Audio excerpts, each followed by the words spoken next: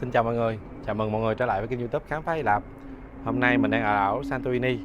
Phía sau mình là cái view của làng Fira, thủ phủ của hòn đảo này. Thì hôm nay mình sẽ giới thiệu cho mọi người một cái villa có diện tích 120 m², có niên đại hơn 200 năm tuổi. Bây giờ thì mình sẽ mời mọi người đi vào trong để tham quan cái villa này có những cái tiện ích gì nha. Đây là lối vào.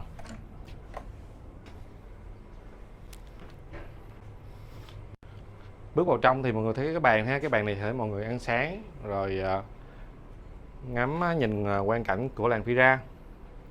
Cái điều đặc biệt của ngôi nhà này mình thích, của cái villa này mình thích đó là phía trên có cái jacuzzi và có cái view rất là đẹp.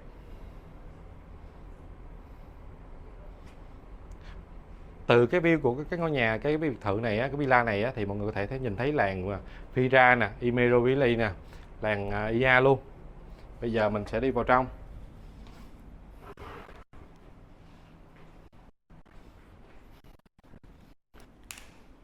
Bước vào trong thì mọi người thấy là cái bàn ăn, và đây là cái mâm trái cây mà chủ nhà để đón khách: nho, chuối, đào.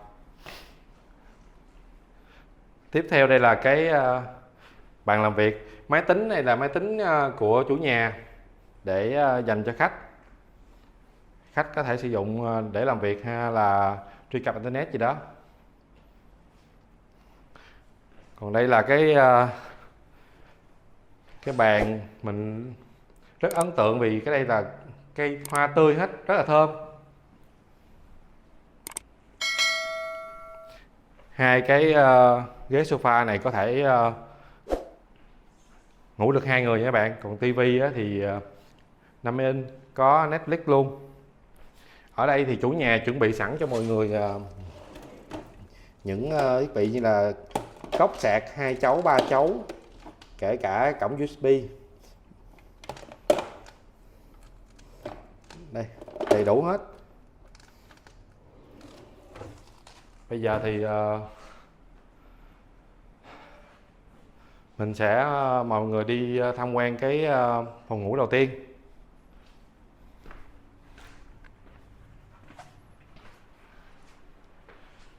Đây là cái villa dạng hang động truyền thống. Ngày xưa thì người ta dùng để chứa rượu các bạn, nên mùa đông thì rất là ấm áp, mùa hè rất là mát mẻ. Bước vào phòng ngủ thì đây là cái tủ quần áo. Tủ quần áo thì có móc, có khăn, có áo. Còn đây là cái xếp bóc.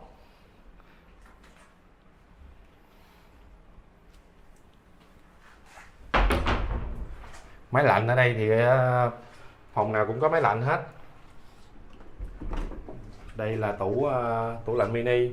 Trong đây thì có nước, có sẵn nước và sữa để mọi người pha cà phê. Máy pha cà phê thì ở trong nhà bếp bên kia, xíu mình sẽ quay sau.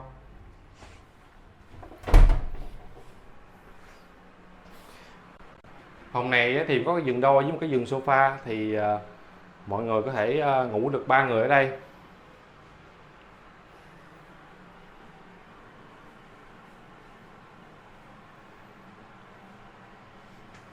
TV thì cũng có internet và Netflix.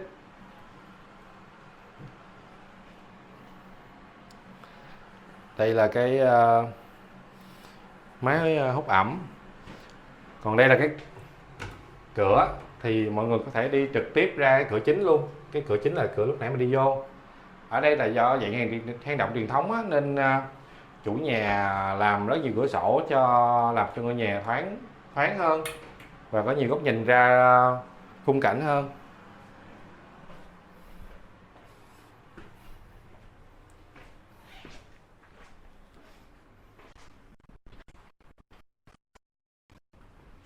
Ở đây thì người ta chuẩn bị rất là chu đáo, áo choàng tắm cho mọi người, nến. Trong đây là nhà vệ sinh rất là rộng rãi. Nhà vệ sinh nè, trong đây là phòng tắm, có khăn tắm, dầu gội đầu, sữa tắm. Phòng tắm rất là lớn luôn, phòng tắm đứng.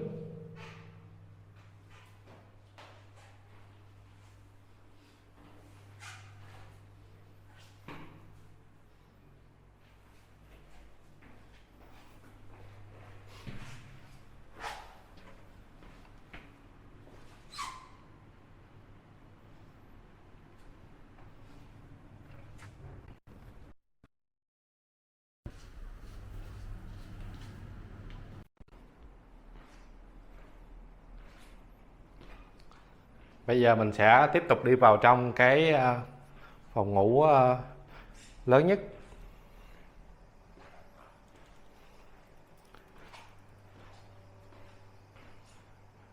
Đây là phòng ngủ chính của cái villa này.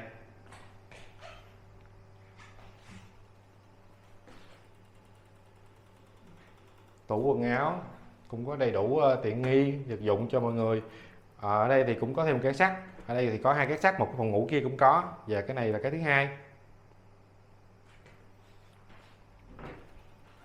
Tivi, đầu đĩa, cũng có internet và Netflix luôn. Đây không có gì. Ở đây thì có mấy cái đĩa nhạc.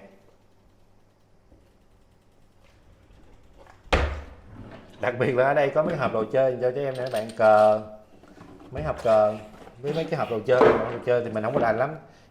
Trẻ em thì nhìn chắc là biết chơi sao rồi. Đây nguyên bộ cờ đó, ai thích chơi thì mở ra chơi ha. Đây mấy hộp đồ chơi trẻ em.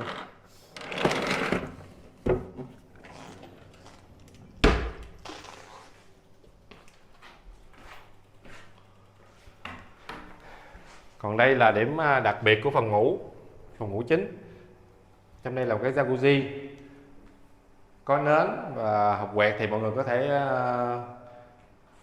đốt lên rất là lãng mạn. Đây là jacuzzi.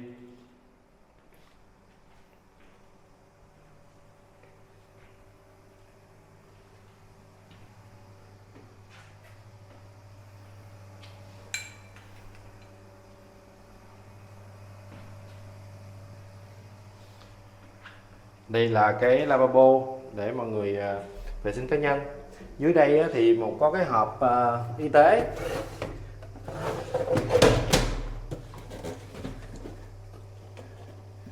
Chủ nhà thì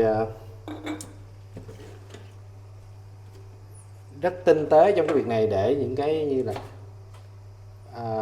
khẩu trang nè, cái bông băng và máy đo thân nhiệt, cồn. Ở đây thì máy sấy thì có 2 cái.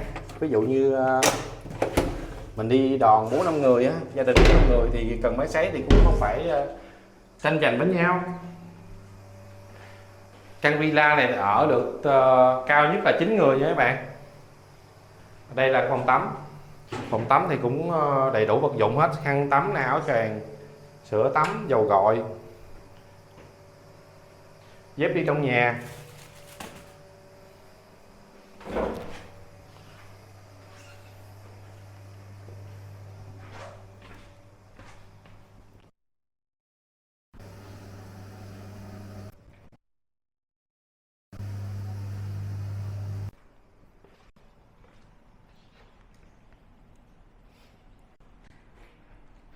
Bây giờ mình sẽ đi lên cái phòng ngủ thứ 3, nằm trên gác đây. Cái này thì cửa sổ có view ra cái làng Pira rất là đẹp.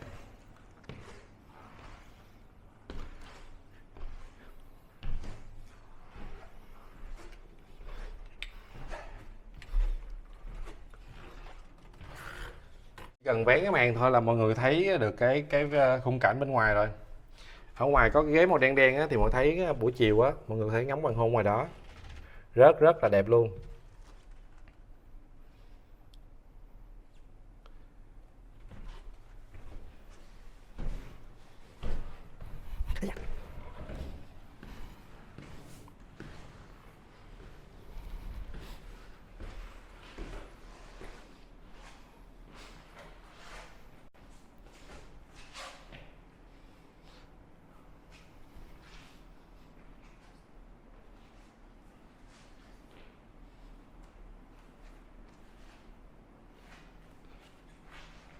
Bây giờ thì mình sẽ tiếp tục đi vào cái gian bếp. Gian bếp thì đầy đủ tiện nghi như ở nhà mình luôn nhé các bạn. Máy pha trà, nấu nước, pha cà phê. Đây, lò vi sóng, Nước suối thì chủ nhà để sẵn cho mình luôn.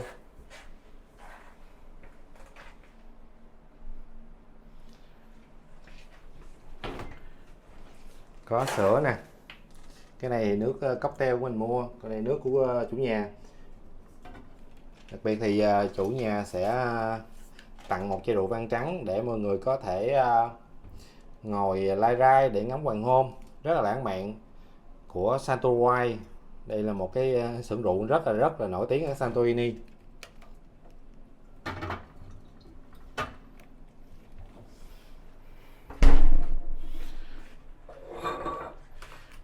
Bên đây thì nồi niêu son chảo thì không thiếu cái gì hết, có cả mấy làm bánh mì.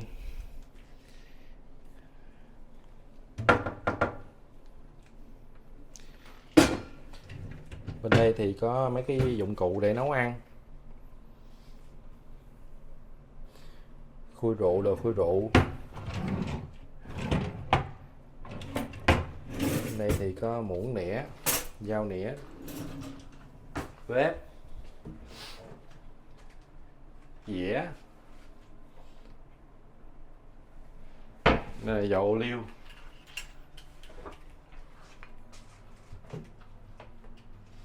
Cái lò gia vị, trà, cà phê.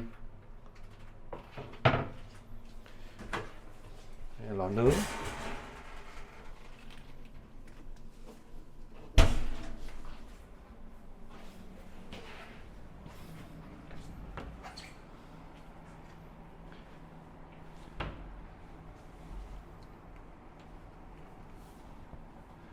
Đây là cái tủ ly, các loại ly tách, dành cho các loại rượu.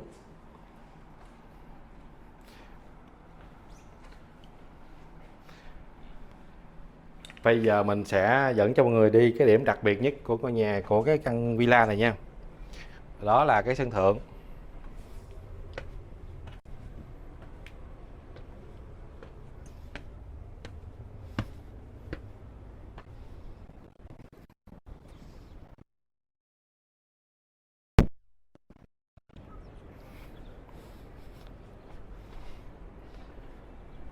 Thấy khung cảnh thế nào? Rất là tuyệt vời luôn. Từ cái điểm này á, thì mọi người thấy được làng Fira nè. Trên kia là làng Firo Stefani. Xa xa đó là làng Imerovili. Tiếp đằng xa kia nữa là làng Ia.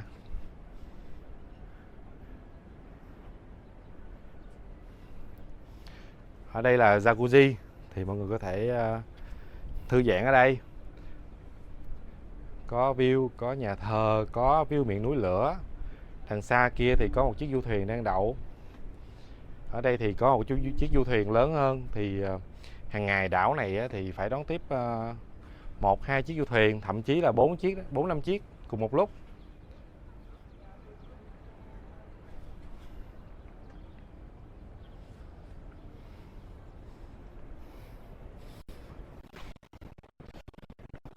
Ngồi đây mà ngắm hoàng hôn thì mọi người cảm thấy thế nào? Rất là tuyệt vời đúng không?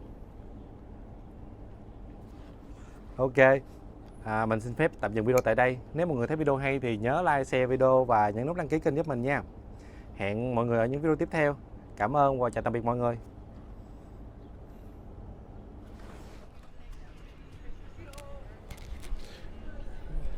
Đây là cái khung cảnh ngắm hoàng hôn từ trên cái villa của mình đang ở ha.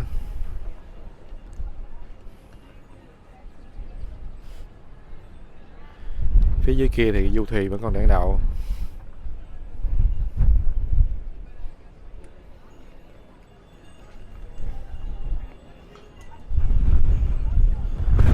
Để mình cho mọi người xem phía trên kia rất là nhiều người đang đợi để ngắm hoàng hôn nha.